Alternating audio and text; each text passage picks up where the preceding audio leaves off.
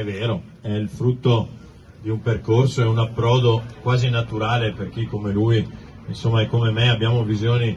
praticamente identiche sulla gestione della cosa pubblica e sulla maniera di essere sindaci. Io sono stato per 15 anni e quindi so quale sia l'approccio e lo capisco subito guardando negli occhi i sindaci e quelli che lavorano per il bene della propria comunità e quelli che interpretano il loro mandato come un punto di partenza per arrivare ad altro. Io apprezzo sempre più, naturalmente, pur rispettando le legittime aspettative di chiunque, chi fa e svolge il proprio lavoro come una missione, e la missione è quella di essere al servizio dei propri cittadini, e si capisce subito,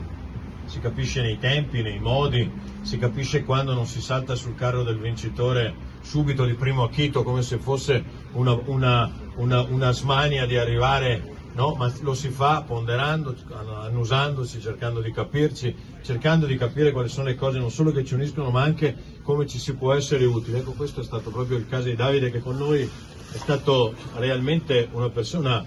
che io ho imparato a conoscere come una brava persona.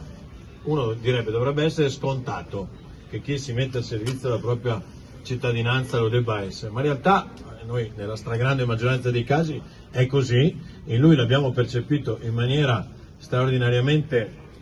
particolare. Siamo contenti che un comune così importante, il quinto della provincia di Treviso, si unisca ai tanti altri comuni che ha citato Claudio prima. Insomma, ci sono anche, oltre a quelli che Claudio non può citarli tutti perché lui non se li ricorda uno, e io insomma li vedo un po' più, ma insomma c'è Albignasego, c'è Jesolo, ci sono tanti comuni che ormai oggi amministriamo e che no, non l'ho detto apposta perché siccome figuratevi ragazzi, se non ho visto ovviamente ho visto l'imperatore di Marcon, ma volevo tenerlo naturalmente in ultima perché lui, essendo talmente umile, si sarebbe schernito e sicuramente si sarebbe in qualche maniera intimidito rispetto